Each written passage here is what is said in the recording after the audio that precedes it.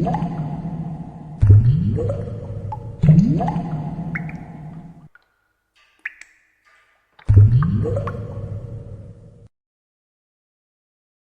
दोस्तों।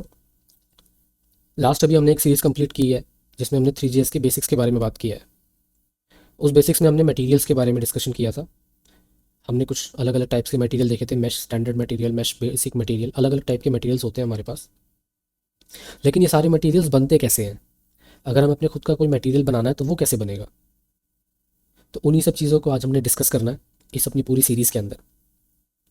उन सब चीज़ों को समझने से पहले हमें समझना पड़ेगा कि शेडर्स क्या होते हैं। देखिए, जो भी हम कोड लिखते हैं, अभी तक हमने जितना भी कोड लिखा है उसमें मेजॉरिटी कोड हमारा कंप्यूटर एग्जीक्यूट करता है सीपीयू में। सीपीयू आप सबको पता होगा, जो प्रोसेसर्स होते हैं i3 i7 AMD के प्रोसेसर्स होते हैं, ये सीपीयू होते हैं। और अभी तक हमने जो भी कोड किया है, हमें कोई कैलकुलेशन परफॉर्म करनी है, जैसे हम एनिमेशंस वगैरह में साइन कॉस कैलकुलेट कर रहे थे, उस तरह की कैलकुलेशंस थी, वो सब हम कहाँ पर कर रहे थे? सीपीयू के ऊपर। जावास्क्रिप्ट में आप कोड लिख रहे हो, वो सारा सीपीयू पर ही जा रहा है एट द एंड। सीपीयू के अलावा हमारे कंप्यूटर में एक और कंपोनेंट होता है जिसको बोलते हैं जीपीयू।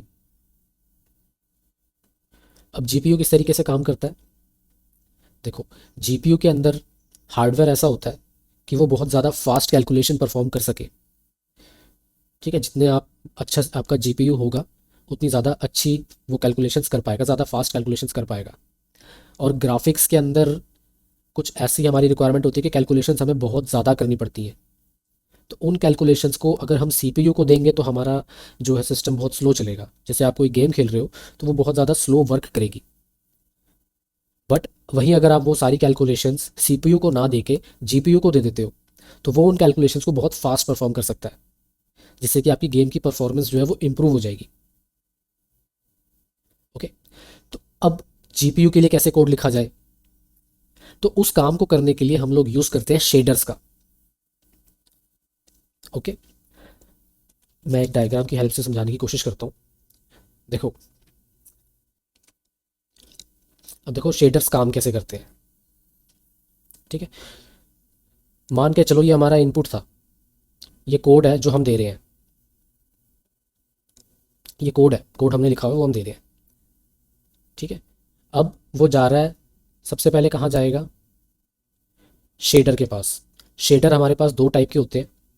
सबसे पहले ये किस शेडर पे जाता है? वी शेडर, यानी वर्टेक्स शेडर। यहाँ पर कुछ कैलकुलेशंस आप चाहो तो परफॉर्म कर सकते हो, कौन सी करनी है कौन सी नहीं करनी वो हम देखेंगे। ठीक है, यहाँ पर कुछ कैलकुलेशन परफॉर्म होगा, वो कैलकुलेशन परफॉर्म होने के बाद वो डेटा जाएगा फ्रैगमेंट शेडर पे। ये दूसरे टाइप का शेडर है हमारे पास, फ्रैगमेंट शेडर। यहाँ पे प्रोसेसिंग होगी, उसके बाद ये डेटा जाएगा हमारी स्क्रीन पे रेंडर होने के लिए। अब देखो, यहाँ पे बीच में और भी स्टेप्स होते हैं, उन स्टेप्स को मैंने स्किप किया हुआ है क्योंकि अभी हमारे लिए सिर्फ दो ये चीज़ें बहुत ज़्यादा ज़रूरी है समझनी। बाकी स्टेप्स की आपको इतनी ज़्यादा रिक्वायरमेंट अभी नहीं पड़ेगी, ये दो चीज़ें आपके लिए ज़्यादा इंपॉर्टेंट है। दो तरह के शेडर्स होते हैं, उनमें सबसे पहले हम कंट्रोल किसको करते हैं? वर्टेक्स शेडर को, उसके बाद फ्रैगमेंट शेडर को। यहाँ 1, यहाँ 2, जितना भी कैलकुलेशन हो जाता है फिर वो जाता है स्क्रीन के ऊपर रेंडर होने के लिए। अब वर्टेक्स शेडर और फ्रैगमेंट शेडर में क्या फ़र्क है, दो क्यों है, वो हम देख लेते हैं। देखो, मान के चलो मुझे एक ट्रायंगल या फिर ये एक स्क्वायर बनाना है, चलो भी ट्रायंगल की बात करते हैं। ठीक है, अब ट्रायंगल बनाने के लिए मुझे कितने पॉइंट्स की रिक्वायरमेंट है? 3 पॉइंट्स की, 1 2 और 3, है ना? अब वर्टेक्स शेडर क्या करेगा, वो मुझसे ये 3 पॉइंट ही लेगा। ठीक है, वो मुझसे सिर्फ ये 3 पॉइंट लेगा, सिर्फ और सिर्फ 3 पॉइंट, बिकॉज इन्हीं से मेरी शेप जो है वो डिफाइन हो रही है। इन 3 पॉइंट्स को समझने के लिए अगर कोई कैलकुलेशन मुझे करना पड़ रहा है, फॉर एग्जाम्पल मैं चाह रहा हूँ कि ये जो ट्राइंगल है ये बड़ा हो जाए, तो बड़ा करने के लिए मुझे क्या करना पड़ेगा? मुझे शेप तो सेम ही ड्रॉ करनी है, बिल्कुल सेम ड्रॉ करना है, बस ये पॉइंट ज़्यादा दूर दूर हो गए। अब ऐसे ही बड़ा होगा, ये पॉइंट्स अब ज़्यादा दूर हो गए, यानी इनके अंदर कुछ ट्रांसफॉर्मेशन आई है। ये कैलकुलेशन मुझे करनी पड़ सकती है। पहले मैं बोलूँगा कोई पॉइंट, मान के चलो ये 0 0 पे पड़ा था, ठीक है जी, 0 0 कोऑर्डिनेट पे था। अब इसको उठा के मैं 0 0 की बजाय मैं इसको कर देता हूँ -1 एंड वन कोऑर्डिनेट पे, ये भी एक ट्रांसफॉर्मेशन है ना। तो इस तरह से पॉइंट्स को मैं मूव कर रहा हूँ। बाकी अंदर का ट्रायंगल अभी हम उसको डिस्कस नहीं करेंगे, हम सिर्फ जो एक्चुअल पॉइंट्स होते हैं हमारी ज्योमेट्री के, सिर्फ उनकी बात होती है वर्टेक्स शेडर में। जब हमारी ज्योमेट्री जो है, जो हमारी शेप जो है वो पूरी तरह से डिफाइन हो चुकी है, सारे पॉइंट्स की सारी कैलकुलेशन कंप्लीट हो चुकी है, उसके बाद हम उस डेटा को उठा के किसको दे देते हैं, फ्रैगमेंट शेडर को। अब फ्रैगमेंट शेडर क्या करेगा, मान के चलो हमने ये ट्रायंगल ड्रॉ किया है, इसमें कलर भी तो करना होगा, ठीक है जी। मान के चलो मैं चाहता हूँ रेड कलर करना है जी, ये लो जी रेड कलर हो गया। अब ये रेड कलर किसी ने तो भरा होगा ना इसमें, तो वो कौन भरेगा। वर्टेक्स शेडर का काम तो सिर्फ इन पॉइंट्स तक था, उसके बाद खत्म हो गया उसका काम। उन्हें पॉइंट्स डिफाइन कर लिए, सारा कैलकुलेशन हो गया कि कौन कौन से पॉइंट्स मुझे चाहिए, वो काम हो गया। कलर करना है या नहीं करना ये वर्टेक्स शेडर का काम नहीं है, बिकॉज उसके लिए मुझे क्या करना पड़ेगा। मान के चलो मैंने अभी पूरे में कलर नहीं दिया होता और ये कलर का काम हम वर्टेक्स शेडर को दे देते, तो वर्टेक्स शेडर क्या करता, जितने भी ये वाइट वाइट एरिया दिख रहा है आपको इस ट्रायंगल के अंदर, हर जगह एक एक पिक्सल पे जाके कलर भरेगा। ये देखो, ये देखो, ये देखो, ये देखो, एक एक पिक्सल पे जाके उसको कलर भरना पड़ेगा। ये तो भाई मुश्किल काम हो गया, क्योंकि वर्टेक्स शेडर तो सिर्फ एक छोटे से पॉइंट के साथ काम करता है ज्योमेट्री के। अब अगर उसको कलर भी करना को दे दिया तो एक एक पॉइंट पे जाएगा। तो ये काम हमने डिवाइड किया हुआ है दो शेडर्स के अंदर। जो वर्टेक्स शेडर है वो सिर्फ ज्योमेट्री के पॉइंट्स देखेगा कि हमारी शेप क्या है, और फ्रैगमेंट शेडर क्या क्या काम करेगा, उस शेप के अंदर जो एक एक पिक्सल आ रहा है, एक एक पिक्सल, एक एक पिक्सल, ये उसको मैनेज करेगा, ठीक है जी। तो शेप कैसी होगी, उसका साइज़ क्या होगा, क्या शेप होगी, कितना जूम हो रहा होगा, जूम इन जूम, वो सब चीज़ें जो है वो सारा वर्टेक्स शेडर डिसाइड करेगा। हाँ, लेकिन उसमें कलर क्या आ रहा होगा, मान के चलो कभी लाइटिंग पड़ती है, ठीक है, तो हर एक पॉइंट के ऊपर अलग कलर दिखाई देता है लाइटिंग की वजह से। तो वो काम कौन करेगा, वो काम फ्रैगमेंट करेगा, बिकॉज फ्रैगमेंट शेडर के पास एक एक पॉइंट की इन्फॉर्मेशन है, एक एक पॉइंट को वो कंट्रोल कर सकता है कि इस पॉइंट के ऊपर इतनी लाइट पड़ रही है तो मुझे इसको कितना ग्लो करवाना है। मान के चलो किसी पॉइंट के ऊपर लाइट ही नहीं पड़ रही, तो वो उसको ब्लैक सा दिखा देगा कि यहाँ पे तो अंधेरा कर देता हूँ, यहाँ पे लाइट पड़ ही नहीं रही, तो इस पोर्शन को मैं अंधेरा वाला दिखा दूंगा। कोई पोर्शन ऐसा है जो बहुत ज़्यादा लाइट पड़ रही है, वो चमक रहा है, तो उस पोर्शन में वो वाइट वाइट वाइट कलर कर देगा, ठीक है जी। कुछ पोर्शन ऐसा है जहाँ पे बहुत थोड़ी लाइट पड़ रही है, तो उसको वो थोड़ा ग्रे टाइप का दिखा देगा। तो ये काम फ्रैगमेंट शेडर कर लेगा, बट वर्टेक्स शेडर नहीं कर पाएगा, बिकॉज उसके पास इस पॉइंट की इन्फॉर्मेशन ही नहीं है, बीच में क्या क्या पॉइंट्स आ रहे हैं। उसके पास किसकी इन्फॉर्मेशन है, सिर्फ और सिर्फ ये ज्योमेट्री के जो शेप को डिफाइन कर रहे हैं, सिर्फ उस पॉइंट्स की इन्फॉर्मेशन वर्टेक्स शेडर के पास है। तो पहले तो ये बेसिक सा डिफरेंस था इन दोनों के बीच में जो हमें समझना था। अब नेक्स्ट स्टेप हमारा होगा कि इन वर्टेक्स और फ्रैगमेंट शेडर के लिए कोड लिखा कैसे जाए। मैंने बहुत बेसिक सा कोड यहाँ ऑलरेडी लिखा हुआ है। सबसे पहले प्रोजेक्ट सेटअप हम देख लेते हैं, जो हमने पिछले ट्यूटोरियल्स में 3GS की बेसिक जो सीरीज़ थी उसके अंदर जो भी यूज़ किया है, सिमिलर वही है। बस यहाँ पे दो फाइल्स मैंने एक्स्ट्रा ऐड की हैं, fshader.js and vshader.js। We shader के अंदर हमारा कोड है वर्टेक्स शेडर का, और एफ शेडर के अंदर हमारा कोड है फ्रैगमेंट शेडर का। शेडर कोड के अंदर बेसिकली हो क्या रहा है, ये सिर्फ और सिर्फ एक स्ट्रिंग है। कोई ऐसा नहीं है समझना कि मैंने यहाँ पे जावास्क्रिप्ट लिखा, कोई लिखिए, ये एक स्ट्रिंग की फॉर्म में मैंने लिखा हुआ है, ठीक है। ये आप देखोगे, ये बैक टिक्स बोलते हैं इनको। ये बैक टिक्स आपकी क्या मदद करते हैं, मान के चलो अगर मैंने नॉर्मल स्ट्रिंग इस तरह से दिया होता, जैसे लेट नेम या फिर डिस्क्रिप्शन, कुछ भी स्ट्रिंग का मैं ऑब्जेक्ट बना रहा हूँ, इज इक्वल टू समथिंग, मैं रैंडम टेक्स्ट लिखा, उसके बाद अगर मैंने एंटर प्रेस कर दिया होता, फिर मैं आगे टेक्स्ट कंटिन्यू करना चाहता, मैं नहीं कर सकता था। देखो यहाँ पे रेड रेड लाइन्स आ गई, एरर्स की तरह इसने दिखा दिया। ऐसा क्यों है, बिकॉज ये जो नॉर्मल हमारे डबल कोट्स होते हैं या फिर सिंगल कोट्स भी हो, इनके अंदर भी हम मल्टी लाइन का कोड नहीं लिख सकते, हमें एरर्स की तरह ये शो करेगा। तो अगर मल्टी लाइन का कोड आप लोगों ने लिखना है तो आपको बैक टेक्स्ट यूज़ करना पड़ेगा। बैक टेक्स्ट बेसिकली जो हमारे कीबोर्ड में 1 होता है उसके साथ में, और एस्केप जो होता है उसके नीचे होता है, इसको बोलते हैं बैक टिक। आपने इनके बीच में लिखना है, इनके बीच में आप लिखोगे तो आप मल्टी लाइन का लिख सकते हो, ठीक है जी। तो मैंने बस यहाँ पे वही लिखा हुआ है, मल्टी लाइन के अंदर मैंने कुछ कोड लिखा है और उसको एक्सपोर्ट करा दिया, ओके। उसी तरह से मैंने फ्रैगमेंट शेडर का भी सेम किया हुआ है, मल्टी लाइन के ऊपर मैंने कुछ लिखा हुआ है कोड, उसके बाद उसको एक्सपोर्ट करा दिया। एक्सपोर्ट कराने का क्या मतलब है, ये यहाँ पे अवेलेबल हो जाएगा, ये देखो मैं इस तरह से इंपोर्ट करवा सकता हूँ किसी और फाइल के अंदर इस कोड को। तो जब मैं import we shader from this file, तो वहाँ पे वी शेडर के अंदर क्या आ जाएगा, ये जो हमारी स्ट्रिंग का कंटेंट है ये आ जाएगा। इसी तरह से इंपोर्ट एफ शेडर फ्रॉम, उसके बाद मैंने इस फाइल की रेफरेंस दी है, तो फिर क्या होगा, ये वाली जो स्ट्रिंग है ये एफ शेडर के अंदर आ जाएगी। इतना था कि इंपोर्ट कैसे करवाना है। उसके बाद हमने क्या किया हुआ है, एक सिंपल सीन क्रिएट किया हुआ है, उसमें कैमरा हमने अटैच किया हुआ है, पर्सपेक्टिव कैमरा। एक रेंडरर हमने बनाया है, उसका साइज सेट किया है और अपने डोम के अंदर ऐड कर दिया, यानी कि अपने HTML का जो हमारा ये वेब पेज है इसके अंदर ऐड कर दिया। नेक्स्ट हमने क्या किया, ध्यान से देखना, हमने एक मटेरियल क्रिएट किया। जैसे आप लोगों ने देखा था कि mesh basic material, mesh standard material, materials हमने क्रिएट किए थे, तो इसी तरह हमने एक नया मटेरियल यहाँ पे क्रिएट किया है जिसका नाम है शेडर मटेरियल। शेडर मटेरियल को दो चीज़ें चाहिए होती हैं मिनिमम, इसके अलावा और भी एट्रीब्यूट्स हैं इसके। मिनिमम दो चीज़ें चाहिए, वो क्या क्या है, एक तो वर्टेक्स शेडर क्या है आपका, तो वर्टेक्स शेडर को हमने किस पे सेट कर दिया, वी शेडर। वी शेडर में क्या चला जाएगा, ये वाला जो हमारा कोड है ये वी शेडर में चला गया, वर्टेक्स शेडर। उसी तरह हमने फ्रैगमेंट शेडर भी बता दिया इसको। तो ये तो हमारा मटेरियल हो गया तैयार। अभी इनके अंदर क्या कोड है इसको हम थोड़ी देर में डिस्कस करते हैं, पहले अपने प्रोग्राम का एक छोटा सा ओवरव्यू ले लेते हैं कि हम बना क्या रहे हैं। तो शेडर हमारा क्रिएट हो गया। उसके बाद हमने क्या किया है, ज्योमेट्री क्रिएट की है। ज्योमेट्रीज हमने पहले भी क्रिएट की हैं, तो आई होप इनमें आपको कोई प्रॉब्लम नहीं आएगी। ज्योमेट्री हमने प्लेन ज्योमेट्री क्रिएट की है ताकि हम एक प्लेन बना सकें। अगर हमें सिलेंडर बनाना है तो वो भी बन जाएगा, हमें ज्योमेट्री चेंज करनी पड़ेगी। अगर हमें स्फेयर बनाना है या कुछ बॉक्स बनाना है वो सब हम बना सकते हैं, तो कोई भी हमें एक ज्योमेट्री चाहिए। उसके बाद आप लोगों को पता है कि मैश किस तरीके से बनाई जाती है। तो मैश को बनाने के लिए हमें दो चीज़ें चाहिए होती हैं, एक ज्योमेट्री और एक मटेरियल। हमारे पास दोनों है, हमने ज्योमेट्री भी क्रिएट कर रखी है और मटेरियल भी क्रिएट किया हुआ है।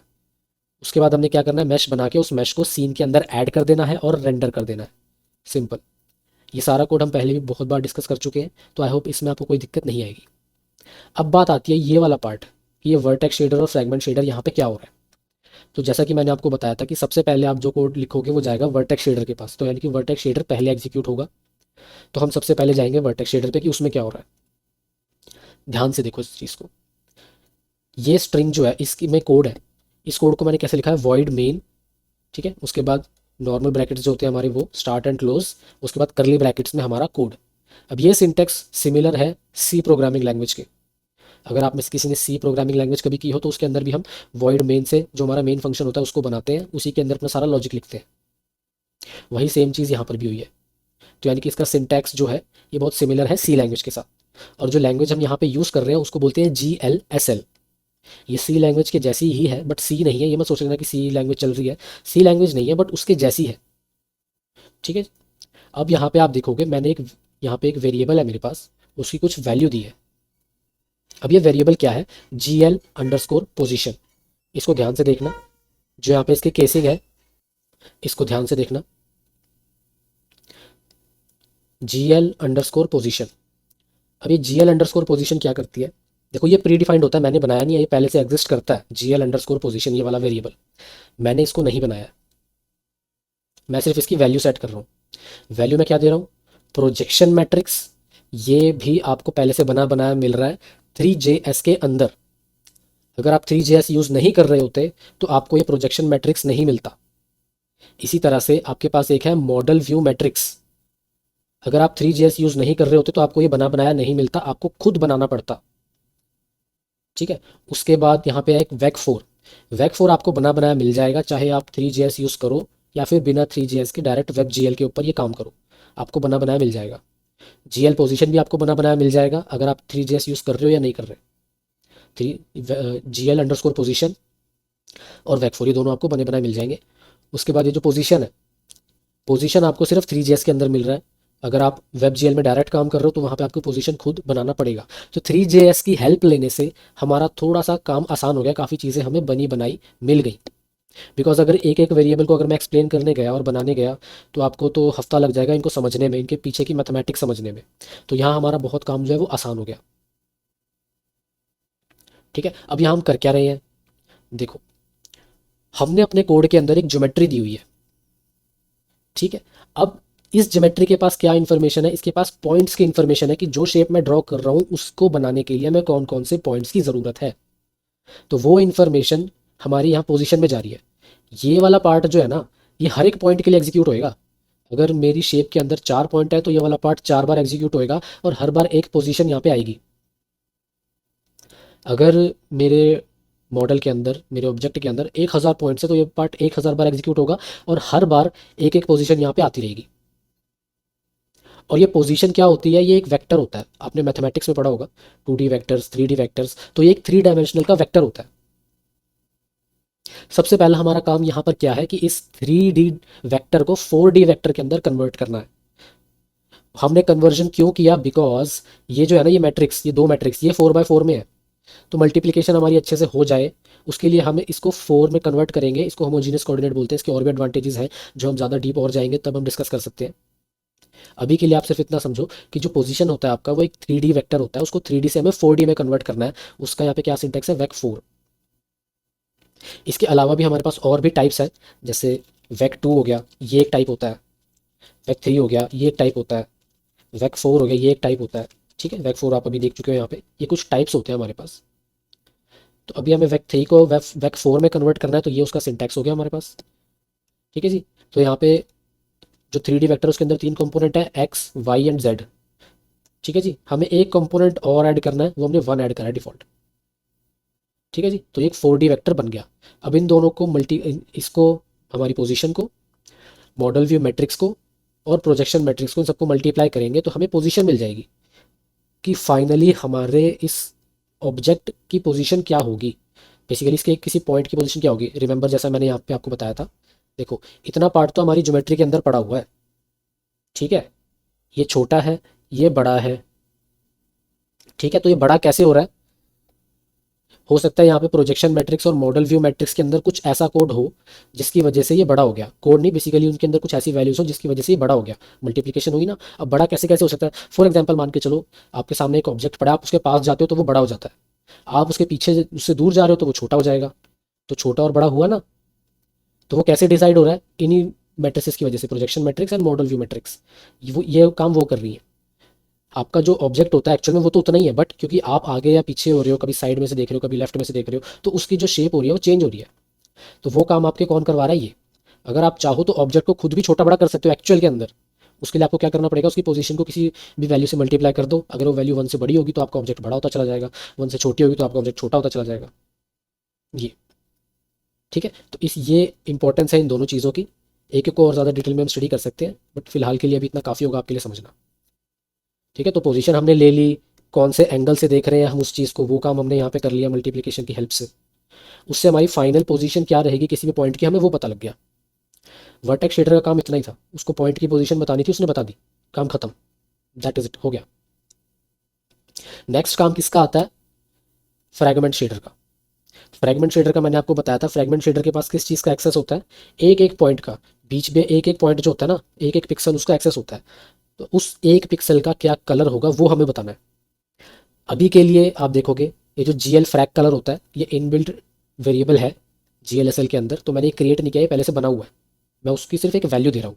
कलर ही भी तो बताना होता है, तो कलर बता दिया मैंने। वेक 4, उसके अंदर मैंने 4 वैल्यूज़ दी हैं। ध्यान रखना, वेक 3 नहीं है, वेक 4 दिया है मैंने। क्या वैल्यूज़ दी है, 1 1 1 1 1, उनका मतलब होता है RGB। इन सब की वैल्यू मैंने 1 दिया, यानी कि मैक्सिमम, यानी कि वाइट। लास्ट में एक और है, इसको बोलते हैं अल्फा। अल्फा का मतलब कोई चीज़ कितनी ज़्यादा ट्रांसपेरेंट है या ओपेक कह लो आप। तो मैंने 1 दे दिया, मतलब कि वो बिल्कुल ओपेक है, बिल्कुल भी ट्रांसपेरेंट वो है ही नहीं, यानी कि हमें वाइट दिखाई देगा, सॉलिड। तो आपको यहाँ पे एक सॉलिड क्यूब स्क्वायर जैसा दिखाई दे रहा है। अच्छा जी, अब अगर मुझे इसका कलर चेंज करना है तो मैं कहाँ पे करूँगा, फ्रेगमेंट शेडर के अंदर करूँगा। मान के चलो मैं रेड कंपोनेंट हटा देता हूँ, जीरो कर दिया मैंने एकदम, ये देखो कलर हो गया चेंज। अब मान के चलो मैं इसमें से ग्रीन कंपोनेंट भी हटा देता हूँ, देखो कलर हो गया चेंज। अब मान के चलो मैं इसमें से ब्लू कंपोनेंट भी हटा देता हूँ, ब्लैक हो गया, पता भी नहीं चल रहा। अब मैं सिर्फ ग्रीन कंपोनेंट डालूंगा, ग्रीन हो गया। अच्छा जी, अब मैं सिर्फ रेड कंपोनेंट डालूंगा तो ये रेड हो गया। ठीक है। अभी आपको यहाँ पे शेडोज़ वगैरह दिखाई नहीं देंगी। वो क्यों नहीं दिखाई देंगी, बिकॉज हम हर एक पॉइंट का कलर तो सेम ही रख रहे हैं, तो शेडो तो आने का कोई मतलब ही नहीं बनता। लाइट की हमें यहाँ पे वैल्यू लेनी पड़ेगी कि इस पॉइंट पे कितनी लाइट पड़ रही है। उस लाइट की मदद से हमें अपना कलर डिसाइड करना पड़ेगा कि इतनी लाइट पड़ रही है तो ये कलर यूज़ करना है, इतनी लाइट पड़ रही है तो ये कलर यूज़ करना है। वो हमने कोई लॉजिक यहाँ पे नहीं लिखा, हमने डायरेक्ट सिर्फ एक कलर दे दिया, तो वो पूरे के पूरे हमारी जो भी मॉडल है, जो भी ऑब्जेक्ट है, उसको एक कलर दिखा रहा है। ठीक है। अब अगर मैं चाहूँ यहाँ पे मुझे अपनी जो शेप है वो चेंज करनी है, तो लेट्स से मैं यहाँ पे लेना चाहता हूँ, एक स्फेयर ले लेते हैं। स्फेयर ज्योमेट्री अगर आपको याद हो किस तरीके से बनाई जाती है, ये लो जी, एक स्फेयर बन गया। ये भी बिल्कुल रेड दिख रहा है। इसके अंदर हमें शेड्स वगैरह क्यों नहीं दिखाई दे रहे, बिकॉज बिकॉज क्यों नहीं दिखाई दे रहे, बिकॉज कलर हमारा हमने एक ही दिया हुआ है, कांस्टेंट कलर दिया हुआ है, चेंज हो ही नहीं रहा, तो यहाँ पे भी हमें चेंज होता हुआ नहीं दिखाई देगा। तो अभी मैं आपसे क्या एक्सपेक्ट कर रहा हूँ कि इस वीडियो में से आपने सीखना क्या है और समझना क्या है। सबसे पहले ये जो बेसिक वर्कफ्लो मैंने आपको बताया, देखो इसके बीच में और भी ज़्यादा स्टेप्स होते हैं। मैंने आपको बहुत ही बेसिक साइज का बताया अभी। ये मत समझ लेना कि सिर्फ यही होते हैं, इसके बीच में और भी ज़्यादा स्टेप्स होते हैं। बट ये मिनिमम नंबर ऑफ स्टेप्स हैं जो आपको रिक्वायर्ड है इस काम को समझने के लिए।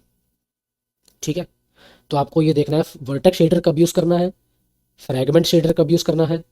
ठीक है, और अपने प्रोग्राम के अंदर ऐड कैसे करना है इन चीज़ों को। ऐड करने का तो तरीका सिंपल है, बस मटेरियल हमें क्रिएट करना होता है जो कि वर्टेक्स शेडर ले ले और फ्रैगमेंट शेडर ले ले। ठीक है ना। एक चीज़ जो मैं मिस कर गया, ये जो अल्फ़ा था इसकी वैल्यू के बारे में, इसका मैं आपको बता दूं कि देखो अगर मैं अभी इसको जीरो भी कर दूं, जीरो का मतलब होता है पूरा ट्रांसपेरेंट। ठीक है, तो कलर में चेंज तो थोड़ा हमें दिख रहा है बट ये चीज़ अभी भी विजिबल है। ये ट्रांसपेरेंट तो हुई नहीं, ट्रांसपेरेंट होती तो ये गायब ही हो जाती बिल्कुल। तो ट्रांसपेरेंट क्यों नहीं हुई, उसका छोटा सा रीज़न ये है कि जब आप शेडर मटेरियल क्रिएट करते हो ना तो बाय डिफॉल्ट वो ट्रांसपेरेंसी को ऑफ रखता है, तो आपको उसको चालू करना है बस। ट्रू, ट्रांसपेरेंसी जैसे ही आपने चालू करी देखो वो गायब हो गया, यानी बिल्कुल ट्रांसपेरेंट, लाइट आर पार हो जाएगी तो दिखेगा ही नहीं कुछ। वही बिहेवियर उसने यहाँ पे शो किया है। अब मैं चाहता हूँ कि थोड़ा थोड़ा सा दिखाई दे, पूरा ट्रांसपेरेंट ना हो। तो लेट्स से इसकी वैल्यू हम 0.5 कर दे तो आधा दिखाई देगा, मतलब आध थोड़ा सा ट्रांसपेरेंट हो गया, ये पूरा ट्रांसपेरेंट नहीं हुआ, थोड़ा हुआ है। और ज़्यादा ट्रांसपेरेंट करना है तो धीरे धीरे वैल्यू कम करते रहो, जहाँ भी आपको लगे कि अब ये थोड़ा ठीक हो गया। ठीक है, वन कर दोगे तो फिर तो प्रॉपर वन ही हो जाएगा, प्रॉपर दिखाई देगा हमको। तो ये अल्फ़ा की वैल्यू होती है, उससे ये सब कंट्रोल हो जाता है। आई होप आपको थोड़ा बहुत कुछ समझ में आया होगा जो भी चीज़ें आज हमने डिस्कस की हैं। ठीक है, थोड़ा भी आ जाए सफिशियंट है। जैसे जैसे और काम करते रहेंगे हमारी अंडरस्टैंडिंग और ज़्यादा क्लियर होती रहेगी। अभी के लिए हमारा बेसिक टास्क सिर्फ इतना था कि एट लीस्ट हमारा जो ऑब्जेक्ट है वो विजिबल हो जाए शेडर्स का यूज़ करके। तो विजिबिलिटी तो हम ले आए, विजिबल तो करा लिया। ठीक है, अब इसके हम देखेंगे कि इसके लुक एंड फील को और ज़्यादा चेंज कैसे किया जा सकता है। ठीक है, बिकॉज वही तो पॉइंट है इस शेडर मटेरियल्स को समझने का, कि हम लुक एंड फील को अपने हिसाब से रख सकें। बिकॉज गेम्स के अंदर इतने खतरनाक खतरनाक ग्राफिक्स होते हैं, वो कैसे आएंगे जब हमें ये सब चीज़ें अच्छे से समझ में आएंगी। ओके, तो आप इस कोड की एक बार प्रैक्टिस ज़रूर करना, प्रैक्टिस नहीं करोगे तो ये कुछ भी समझ में आपको नहीं आएगा। तो आप प्रैक्टिस करना। ठीक है, उसको आप इंस्टाग्राम पे अपलोड करना, मुझे टैग कर देना। अगर मुझे कुछ वहाँ पे गलती लगेगी, कुछ भी उसमें कमी लगेगी या कुछ इंप्रूवमेंट मैं बता सकूँगा तो मैं ज़रूर बताऊँगा। इंस्टाग्राम पे आप मुझे टैग कर सकते हो। आपको मेरा इंस्टाग्राम हैंडल यूट्यूब के डिस्क्रिप्शन में मिल जाएगा, वहाँ पे मुझे टैग कर देना। कहीं भी आपका कोड में दिक्कत आ रही है, फ़ोटो लो, इंस्टाग्राम पे टैग करो, ईज़ी हो जाएगा आपके लिए भी और मेरे लिए भी। ठीक, तो थैंक यू।